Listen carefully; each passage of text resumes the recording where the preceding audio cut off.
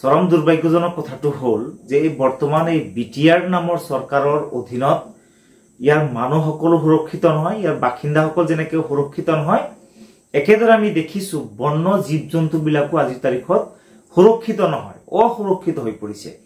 আজি দুৰ্ভাগ্যজনকভাৱে মানাহ ৰাষ্ট্ৰীয় উদ্যান বিশ্ব ঐতিহ্য, আমাৰ বিটিচি অঞ্চলৰ গৌৰৱ, অসমৰ গৌৰৱ, ভাৰতৰ গৌৰৱ মানাহ ৰাষ্ট্ৰীয় উদ্যানৰ পৰা কিন্তু আমি দেখিবলৈ পাইছো যে ৮টাকৈ হাতী ইতিমধ্যে নিধন কৰা হৈছে। হাতীবিলাকক নিৰ্মমভাৱে হত্যা কৰা হৈছে, হাতীৰ মূৰ পৰ্যন্ত কাটি লোৱা হৈছে, দাঁত কাটি লোৱা হৈছে, নখ কাটি লোৱা হৈছে। এনেকে বৰ্বৰভাৱে নিৰ্মমভাৱে হাতীবিলাকক হত্যা কৰাৰ পিছতো আমি দেখিবলৈ পাইছো যে দুৰ্ভাগ্যজনকভাৱে বৰ্তমানৰ বিটিচি চৰকাৰখন সম্পূৰ্ণ নীৰৱ আৰু নিমাত হৈ আছে। তেওঁলোকৰ কোনো প্ৰতিক্ৰিয়া আমি দেখিবলৈ নাপালো। আজি এই সমগ্ৰ মানাহ ৰাষ্ট্ৰীয় উদ্যানৰ দাঁতি কাষৰীয়া অঞ্চলৰ সমগ্ৰ অঞ্চলৰ ৰাইজ আজিৰ তাৰিখত আজি এই বিষয়টোলৈ আৱেগিক হৈছে আৰু এই সকলো ৰাইজ মৰ্মাহত হৈছে। মৰ্মাহত হোৱাৰ পিছতো কিন্তু দেখিবলৈ আমি নাপালো যে বৰ্তমানৰ বিটিচিৰ চিফ প্ৰমোদ বড়ো ডাঙৰীয়াই হওক নাইবা বন বিভাগৰ বহুবল্কী যিগৰাকী ইএম, কথাৰ ফুলজাৰি মাৰা যিগৰাকী ইএম ৰঞ্জিত বসুমতাৰী ডাঙৰীয়াও কিন্তু সম্পূৰ্ণ নীৰৱতা অৱলম্বন কৰিলে। আজি ইয়াত ৮টাকৈ হাতী নিধন হোৱাৰ পিছতো আজি জীৱ চাফাৰী সন্থাই আজি অভিযোগ কৰিব লগা হৈছে। ইয়াৰ ভিতৰত যথেষ্ট কেৰুণ তেওঁলোকে দাঙি ধৰা আমি দেখিবলৈ পাইছো।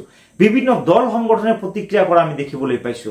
সকলো দল সংগঠনে প্ৰতিক্ৰিয়া প্ৰকাশ কৰি পেলাই এই সমগ্ৰ ঘটনাৰ উচ্চ পৰ্যায়ৰ তদন্ত দাবী কৰাৰ পিছতো আমি দেখিবলৈ পাইছো যে আজি বন বিভাগক সুৰক্ষা দিয়াৰ ক্ষেত্ৰতো সম্পূৰ্ণৰূপে আজি ব্যৰ্থ হৈছে। ৰাজ্য চৰকাৰে যেতিয়াই মানাহ ৰাষ্ট্ৰীয় উদ্যানখনক বিটিচি চৰকাৰৰ হাতত হস্তান্তৰ কৰিছিল তাৰ পিছৰ পৰাই আজি এনেকে অৰাজক হৈ পৰিছে। আচলতে তেখেতসকলৰ অভিজ্ঞতাৰ যথেষ্ট অভাৱ, তেখেতসকলে এই বিষয়বিলাক লৈ ইমান সিৰিয়াছ নহয়, তেওঁলোকে পাতল ওপৰে পাতল আচলতে এই বস্তুবিলাক তেওঁলোকে ভাবি থাকে, যাৰ কাৰণে আজি আমাৰ বন ধ্বংস হৈছে। বিভিন্ন স্থানত আমি বিভিন্ন সময়ত বাতৰিবিলাক পাই থাকো, বন ধ্বংস হৈছে, বন বিভাগৰ অধীনত যথেষ্ট আপোনাৰ অবৈধ খনন হৈছে, আপোনাৰ ডাম্পাৰৰ পৰা অবৈধ ধন সংগ্ৰহ হৈছে, আজি হাতী এনেকে নিধন কৰা হৈছে, আজি গড় বহু অঞ্চলত বোলো গড় আজিৰ তাৰিখত বহুত কম পৰিমাণে দেখা যায় বুলি অভিযোগ উত্থাপন হৈ আছে। গতিকে এই সমগ্ৰ বিষয়বিলাক আচলতে প্ৰমোদ বড়ো চৰকাৰ, প্ৰমোদ বড়ো ডাঙৰীয়াৰ নেতৃত্বত চলাই বিটিচি চৰকাৰখনৰ চৰম আৰু চূড়ান্ত যি ব্যৰ্থতা তাকে আচলতে উদঙাই দিছে, যাৰ কাৰণে ইয়াত বিটিচি অঞ্চলৰ জনসাধাৰণো এই চৰকাৰৰ অধীনত সুৰক্ষিত নহয়। ঠিক একেদৰে আজি বন জংগল, হাতী বা আমাৰ গড় বা যি আমাৰ বন্য যি সম্পদ, বনজ সম্পদক আমাৰ সম্পূৰ্ণৰূপে যেন আজি নিৰাপদ হৈ থকা নাই, আজি যেন বিপদৰ মুখত গুচি গৈছে। যাৰ কাৰণে ৰাইজ আমি সকলোৱে এই বিষয়বিলাক আচলতে প্ৰতিবাদ কৰা উচিত। আৰু এনেকে আজি এটা দুটা নহয় ৮টাকৈ হাতী এনেকে নিধন হোৱা বুলি যি খবৰ আমি লাভ কৰি আছো, এয়া কিন্তু চৰম দুৰ্ভাগ্যজনক। আৰু ইয়াৰ উচ্চ পৰ্যায়ৰ তদন্ত আমি বিচাৰো যে ইয়াত ৮টা নে আৰু সংখ্যা বাঢ়িব। আমাৰ সন্দেহ আছে ইয়াত যে সংখ্যা নিশ্চিতভাৱে বাঢ়িব পাৰে, কাৰণ জীৱ চাফাৰী সন্থাই কৈছে যে কিছুমান ৰেষ্ট্ৰিক্টেড এৰিয়াত এনেকে হাতীবিলাক হত্যা কৰা হৈছে। এই অঞ্চলবিলাকত ইভেন জীৱ চাফাৰী বিলাককো সোমাবলৈ দিয়া নহয়।